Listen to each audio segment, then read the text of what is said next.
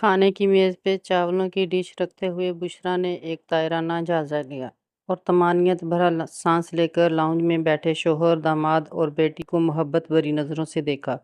وہ تینوں کسی نئے ہاؤسنگ سوسائٹی پہ بحث کر رہے تھے، جہاں معیز پلاٹ لینا چاہ رہا تھا۔ کھانا ٹھنڈا ہو جائے گا، پلیز اب آ جائیں۔ یہ دوسری دفعہ تھا جب وہ انہیں کھانے کے لیے بلا رہی تھی۔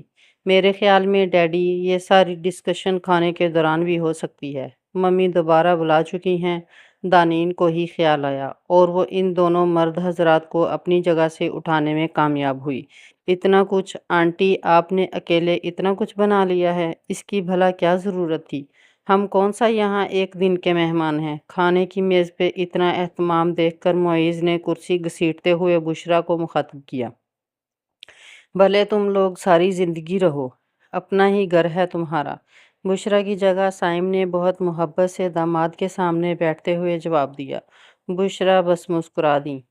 پلیٹیں اور ڈشز معیز کی طرف بڑھاتے ہوئے انہوں نے دانین کو اشارہ کیا کہ وہ اپنے شوہر کی پلیٹ میں کھانا نکالے۔ خود وہ سائم کی پلیٹ میں کھانا نکال رہی تھیں۔ لیکن انکل، یوں اچھا نہیں لگتا کہ آنٹی روزانہ اتنا اہتمام کرے۔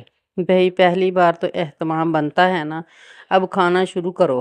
سائم نے اپنے سامنے رکھا روسٹ معیز کی پلیٹ میں نکالا تو بشریٰ قدرے اچنبھے سے میاں کو دیکھنے لگی، جو اپنا کھانا کبھی خود نہیں نکالتے تھے۔ وہ داماد کو نکال کر دے رہے تھے۔ انہوں نے ایک گہری سانس لی۔ وقت وقت کی بات ہوتی ہے۔ کھانے کے دوران بھی وہی ہاؤسنگ سوسائٹی پہ پھر سے بحث شروع ہو گئی۔ بشریٰ خاموشی سے کھانا کھاتی رہی۔ آنٹی، سب کچھ بہت مزے کا بنا ہے۔ امید ہے دانین بھی مجھے ایسے ہی اچھا کھانا بنا کر کھلائے گی۔ بشریٰ نے مسکرا کر شکریہ کہا۔ بیٹی کو انہوں نے چھوٹی عمر سے ہی امور خانہ داری میں طاق کر دیا تھا۔ اکلوتی بیٹی تھی، لیکن انہوں نے اس پہ ایک حد تک سختی رکھی تھی۔ پڑھائی اور تہذیب سکھانے کے معاملے میں انہوں نے کبھی کسی کی نہیں سنی تھی، اپنے میاں کی بھی نہیں۔ کھانے کے بعد دانین سب کے لیے قہوہ بنا کے لائی۔ خود بشریٰ کچن سمیٹنے چلی گئی۔ سائم قہوہ پی کر اپنے کمرے میں چلے گئے تاکہ عشاء کی نماز ادا کر سکیں۔ ہماری گاڑی کہاں کھڑی ہوگی؟ ان کے جاتے ہی معیز کی فکر پھر سے عود آئی۔ گلی بند ہے معیز، ساری گاڑیاں باہر گلی میں ہی کھڑی ہوتی ہیں۔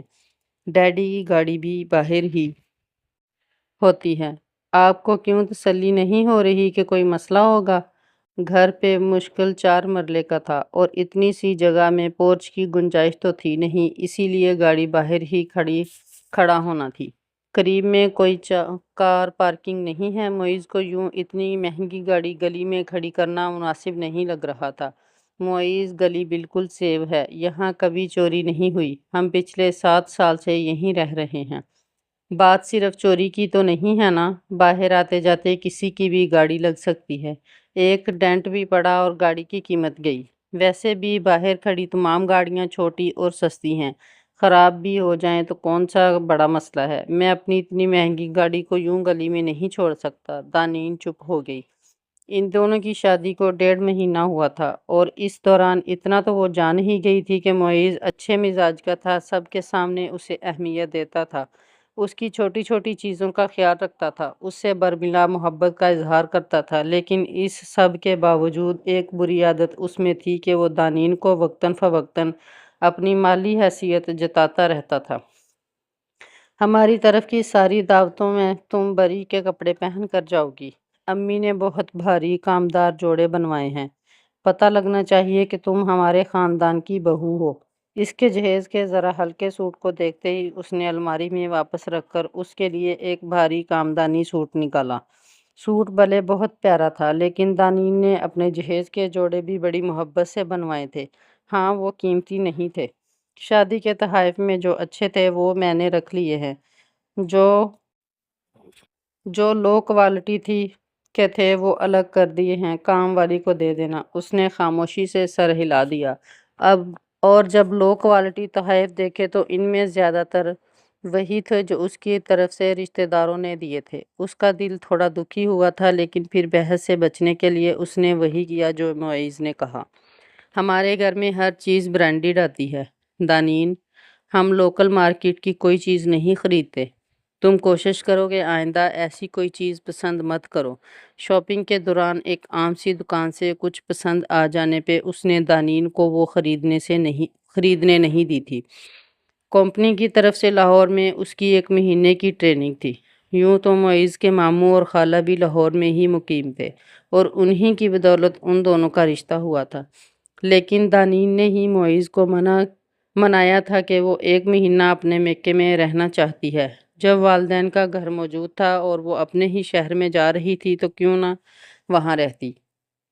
معیز پہلے تو یہی کہتا رہا کہ وہ لوگ تنگ ہوں گے، حالانکہ دانین جانتی تھی کہ اس کے والدین سے زیادہ اسے اپنے تنگ ہونے کی فکر تھی، لیکن 1 مہینے کسی رشتہ دار کے گھر ٹھہرنا اسے بالکل مناسب نہیں لگ رہا تھا۔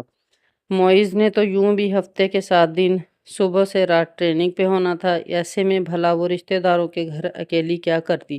اسی لیے یہ طے کیے بیٹھی تھی کہ وہ حد المقدور ہر شے معیز کے حسب مطابق رکھے گی تاکہ اسے کوئی شکایت نہ ہو، لیکن رہے گی وہ اپنے میکے میں ہی۔ اس وقت تو دیر ہو گئی ہے معیز، پارکنگ 10 بجے تک بند ہو جاتی ہے، کل کھڑی کر دیجیے گا۔ اس کی بات پہ معیز کا موڈ خاصا خراب ہو گیا۔ وہ کتنی دیر منہ ہی منہ میں بڑبڑاتا رہا، جس کا لباب یہی تھا کہ اسے یہاں آنا ہی نہیں چاہیے تھا۔ اچھا خاصا وہ ماموں کے گھر جا رہا تھا، لیکن اس کے کہے میں آ کر یہاں چلا آیا۔ دانین خاموشی سے سنتے ہوئے اپنا سامان نکال کر الماری میں سیٹ کرنے لگی، جانتی تھی کہ کچھ دیر بولنے کے بعد وہ خود ٹھیک ہو جائے گا۔ گھر سے اتنے قریب تو کوئی کار پارکنگ نہیں تھی کہ جہاں گاڑی کھڑی کر کے معیز پیدل گھر بھی لوٹ آتا، اسی لیے سائم کی بہت یقین دہانی پہ وہ گاڑی باہر ہی کھڑی کرنے پہ رضامند ہو گیا۔ یوں بھی گاڑی صبح سے رات گئے تک وہ اپنے ساتھ آفس لے جاتا تھا، صرف رات کو ہی کھڑی کرنا ہوتی تھی۔ سائم نے اپنے پڑوسیوں سے بھی بات کر لی تھی کہ سب اپنی گاڑیاں معیز کی گاڑیوں سے پیچھے اور فاصلے پہ لگائیں، کچھ اس طرح کہ کوئی گاڑی گزرتے ہوئے اس کی گاڑی سے ہلکی سی بھی نہ ٹکرائے، اور گلی میں کھڑی بھی اس طرح ہوں کہ انہیں پار کیے بنا کوئی معیز کی گاڑی تک نہ پہنچ سکے۔ محلے داروں کو پرانی محلے داری کا خیال تھا، سو مان گئے۔ ہفتہ بہت سکون سے گزرا تھا۔ دانین پوری طرح اس بات کا خیال رکھتی کہ معیز کو کوئی بات بری نہ لگے۔ اسے کھانے میں لازمی گوشت کی کوئی نہ کوئی ڈش پسند تھی، اسی لیے وہ خود اس کے لیے کچھ بنا دیتی تھی۔ وہ سلاد شوق سے کھاتا تھا، تو باہر سے گزرتے پھیری والے سے وہ روزانہ تازہ سبزیاں خرید لیتی۔ اسے کھانے سے پہلے پھل لینا پسند تھا، تو وہ سائم سے کہہ کر روزانہ کافی سارا پھل منگوا لیتی۔ وہ نہیں چاہتی تھی کہ معیز کا کسی بات پہ موڈ خراب ہو اور وہ اسے اس کے والدین کو کچھ بھی برا بھلا کہے۔ ایک ہفتہ تو معیز کا موڈ بہت اچھا رہا تھا، لیکن پھر ایک اتوار کی صبح شاید بچے گلی میں کھیل رہے تھے کہ کسی چیز سے گاڑی کو ہلکی سی رگڑ لگی اور اس پہ خراش پڑ گئی۔ معیز نے دیکھتے ہی گلی میں کھڑے کھڑے آسمان سر پہ اٹھا لیا۔ سائم، دانین اور بشرا شور سن کر باہر نکلے تھے۔ معیز گلی میں کھیلتے کچھ بچوں پہ بری طرح چلا رہا تھا۔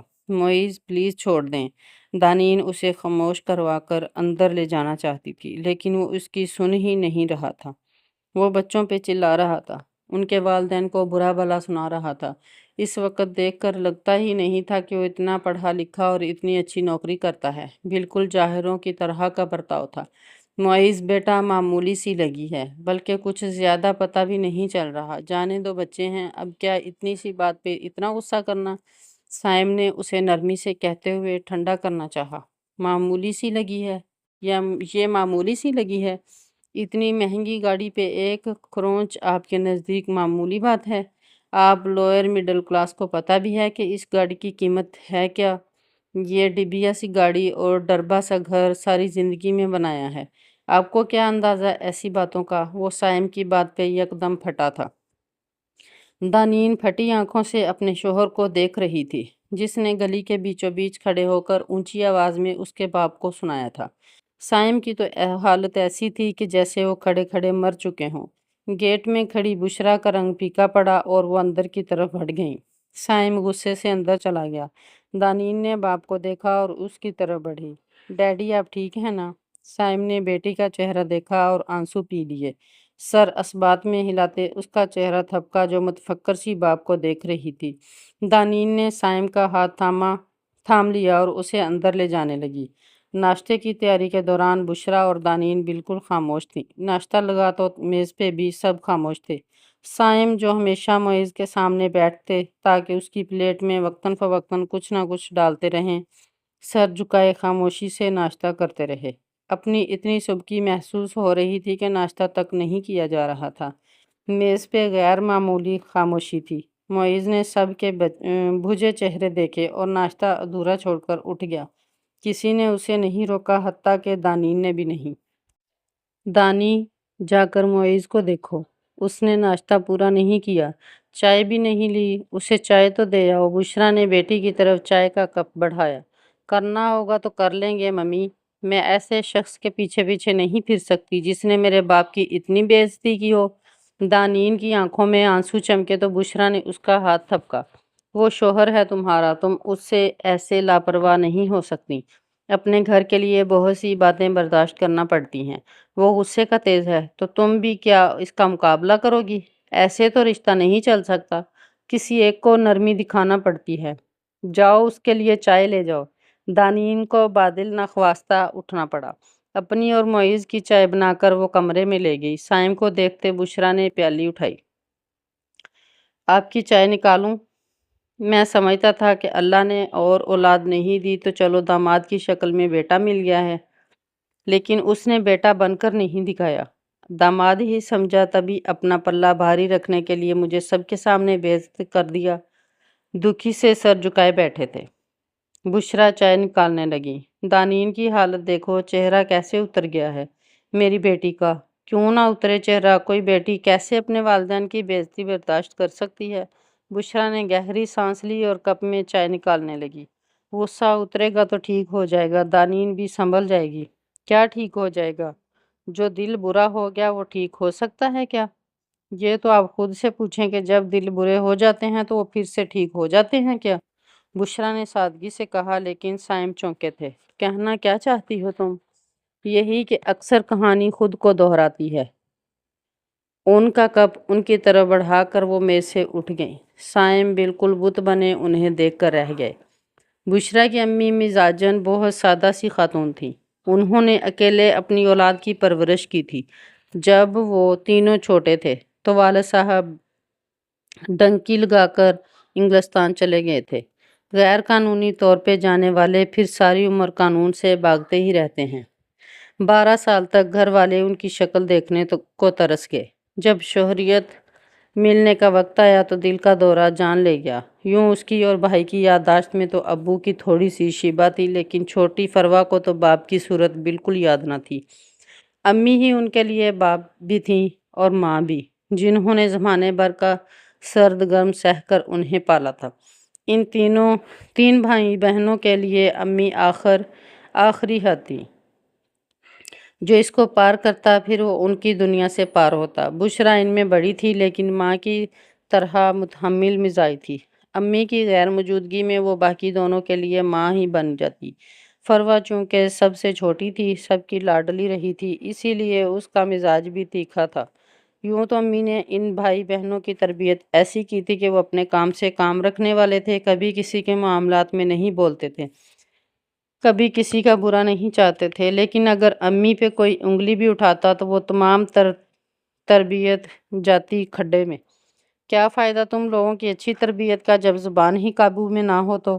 امی تعصب سے ان تینوں کو دیکھ کر بس ایک جملہ کہتی، تو کیا فائدہ ہمارا اولاد ہونے کا اگر ہم اپنی ماں کا دفاع نہ کر سکیں؟ فروا کی تیز مزاجی اپنا رنگ دکھا ہی دیتی۔ ہر جگہ بولنے کی ضرورت نہیں ہوتی تو ہر جگہ خاموش بھی نہیں ہوا جاتا امی۔ ماموں کے گھر قرآن خوانی تھی اور وہ سب مدعو تھے۔ کھانے کے دوران ممانی نے کسی سے بات کرتے ہوئے صفیہ کو نشانہ بنایا کہ وہ اپنے میاں کے ساتھ ساتھ ان کے میاں کی آدھی جائیداد بھی کھا گئی ہیں۔ فروا سے چپ نہیں بیٹھا گیا۔ وہ امی کو بھری محفل میں رسوا کر رہی تھی، الزام تراشی کر رہی تھی، تو وہ کیسے چپ بیٹھ سکتی تھی؟ فروا نے بھی پھر آؤ دیکھا نہ تاؤ شہد آگیں مگر مضبوط لہجے میں کہہ گئی، ممانی اس طرح تو آپ بھی اپنے شوہر کے ساتھ ساتھ سسر کی کمائیاں کھا رہی ہیں۔ ہمارے نانا کی ساری جائیداد ہڑپ کر گئی ہیں، حتیٰ کہ وہ بھی جس پہ ماموں کا نہیں ہماری ماں کا حق تھا۔ ہم پھر بھی خاموش رہے ہیں کہ امی سے ان کا میکا نہ چھوٹ جائے۔ اب غلطی سے اگر ماموں نے زمین کا ایک ٹکڑا جو تھا بھی نانا کا امی کو دے دیا ہے تو آپ سے ہضم نہیں ہو پا رہا۔ آپ پورے خاندان میں یہ مشہور کر رہی ہیں کہ ہماری ماں غاصب ہے، جبکہ کون غاصب ہے سب اچھی طرح جانتے ہیں۔ ممانی سے تو پھر کچھ کہا ہی نہیں گیا کہ سارا خاندان تمسخر آمیز نظروں سے ممانی کو ہی دیکھ رہا تھا۔ کوئی جواب۔ پھر جب کبھی ددیال یا ننیال میں سے کوئی بھی ایسا حاسد رشتہ دار امی کے بارے میں کچھ بھی کہتا تو فروا سب سے پہلے میدان میں کودتی، اور ساتھ ہی بشرا اور فرحاد بھی اس کا ساتھ دینے لگتے۔ کون جانتا تھا کہ ان کی زندگی میں پھر ایک ایسا رشتہ بھی آئے گا جو ان کی ماں پہ بول کر بھی ان سب کی بولتی بند کر دے گا۔ امی ٹھیک کہتی تھیں کہ ہر جگہ بولنے کی نہیں ہوتی۔ سائم سے اس کی شادی امی کی ایک دوست کے توسط سے ہوئی تھی۔ بظاہر سائم میں کوئی برائی نہیں تھی، لیکن غصے کا بہت تیز تھا۔ ذرا ادھر کچھ ہوتا ادھر وہ ہتھے سے اکھڑ جاتا، تانے تشنے چیزیں اٹھا کر پٹکنا اور بڑوں کا لحاظ کرنا تک بھول جاتا۔ غصہ اترتا تو سائم کو یاد نہ ہوتا کہ اس نے کہا کیا تھا، صاف کہتا کہ یہ کب ہوا، یہ میں نے کب کہا۔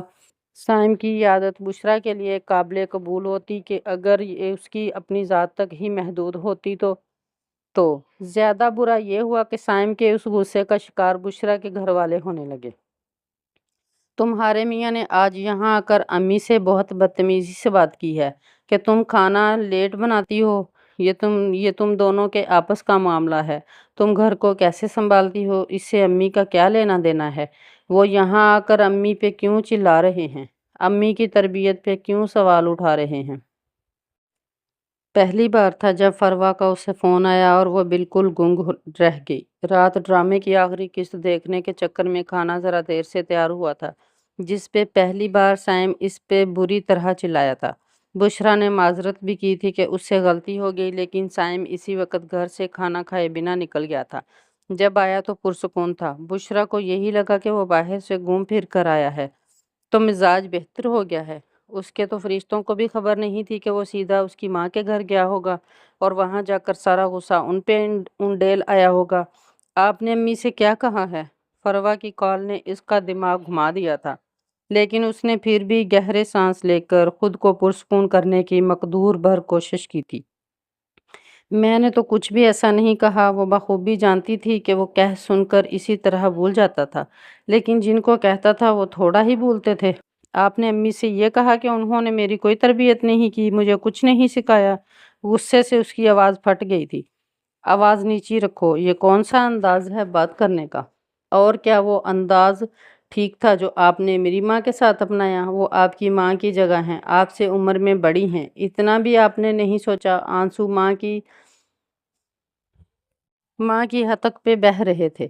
آواز اس غم سے پھٹ رہی تھی کہ ماں کے دل پہ کیا گزری ہوگی جب داماد نے یوں تذلیل کی ہوگی۔ میں نے صرف تمہیں سمجھانے کا کہا تھا، اگلنا تھا تو وہ آپ مجھ پہ اگل دیتے، میری ماں کو بیچ میں کیوں لائے؟ اس عورت نے اکیلے ہم تینوں کو کیسے پالا ہے وہ کوئی نہیں جانتا، اور جب جانتا نہیں ہے تو حق بھی کیا ہے بولنے کا کہ انہوں نے ہماری تربیت بری کی ہے یا بھلی؟ اتنا خیال ہے ماں کا تو ایسی حرکت ہی کیوں کی کہ ان کی تربیت پہ بات آتی؟ بیٹیاں جب غلط کرتی ہیں تو تربیت پہ تو انگلی اٹھتی ہی ہے۔ گو کہ بات اتنی بڑی نہیں تھی کہ یوں پھیلائی جاتی، لیکن سائم کو بطور داماد اپنا شملہ اونچا رکھنے کا شوق تھا۔ وہ مردوں کی اس نسل سے تھا جنہیں بات بے بات سسرالیوں کو جتانے کا شوق ہوتا کہ وہ ان سے کمتر ہیں کیونکہ وہ بیٹی والے ہیں۔ بشرا کی وہ رات بستر کو آنسوؤں سے تر کرتے گزری۔ امی کیا سوچ رہی ہوں گی، ان کا دل کتنا دکھا ہوگا، وہ کتنا نادم ہوئی ہوں گی۔ ہر کروٹ پہ وہ یہی سوچ سوچ کر آہیں بھرتی رہی۔ اس کی وجہ سے اس کی ماں کی تربیت پہ انگلی اٹھی۔ اگلی صبح سائم کو آفس بھیج کر وہ امی کے گھر چلی آئی تو 10 منٹ کی پیدل مسافت پہ تھا۔ سائم نے کل جو کچھ بھی کہا، امی وہ نادم سی سر جھکائے ان کے سامنے بیٹھی تھی۔ اس نے امی کا سر جھکایا تھا، اس لیے اپنا سر اٹھانے لائق نہیں رہی تھی۔ بس چھوڑ دو بیٹا، غصے میں تھا تو کہہ گیا، اسی لیے کہتے ہیں کہ مردوں کو اتنا غصہ نہیں دلانا چاہیے کہ معاملہ بگڑ جائے۔ اس کی ماں ایسے ہی درگزر کرنے والی عورت تھی۔ مجھے معاف کر دیں امی۔ اس نے سر کو مزید جھکا لیا اور ہاتھ جوڑ دیے۔ امی نے جلدی سے اس کے ہاتھ تھام کر چوم لیے۔ نہیں بیٹا، میری وجہ سے اتنا کچھ سننے کو ملا آپ کو۔ وہ روئے جا رہی تھی۔ امی حوصلے سے بیٹھی اسے چپ کرواتی رہی۔ بس سائم کی طرف سے دل صاف کر لو اور آئندہ کے لیے احتیاط کرنا۔ غلطی تمہاری طرف سے ہوئی ہے، وہ تو حق پہ تھا، اس کا شکایت کرنا بنتا بھی تھا۔ ایسا کچھ کرو ہی مت کہ دوسرے تم پہ یا میری تربیت پہ بولیں۔ امی کی یہ نصیحت وہ پلو سے باندھ کر لوٹ آئی۔ دل بوجھل تھا اور بوجھل ہی رہا۔ شام کو سائم لوٹا تو اس کا سطح چہرہ دیکھ کر ٹھٹکا۔ چلو تیار ہو جاؤ، باہر چلتے ہیں۔ اس کا لہجہ حشاش بشاش تھا۔ بشریٰ نے سر نفی میں ہلایا۔ چلو نا جلدی کرو، میں انتظار کر رہا ہوں۔ چاروں نہ چار اسے اٹھنا پڑا۔ سائم اسے سیدھا مارکیٹ لے کر گیا۔ کپڑوں کی دکان میں داخل ہوتے ہوئے اس نے کہا، امی کے لیے کوئی اچھا سا سوٹ پسند کرو۔ بشریٰ کچھ حیرت سے اسے دیکھنے لگی۔ میری امی کے لیے؟ اب میری امی کو تو اوپر سوٹ بھجوا نہیں سکتے، تو تمہاری امی کی ہی بات ہو رہی ہے۔ بشریٰ کچھ جھجکتے ہوئے ایک سوٹ پسند کرنے میں کامیاب ہو گئی۔ مارکیٹ سے وہ اسے میکے لایا تھا۔ بشریٰ کا مزاج اس بات پہ بہتر ہو گیا کہ سائم سے بدسلوکی ہوئی تھی اور اسے اس بات کا ادراک تھا۔ اب وہ اس کی تلافی بھی کر رہا تھا۔ صفیہ نے ان دونوں کو ساتھ خوش دیکھا تو کھل اٹھی۔ مائیں تو اسی بات سے کھل اٹھتی ہیں کہ بیٹیاں اپنے گھروں میں آباد اور مطمئن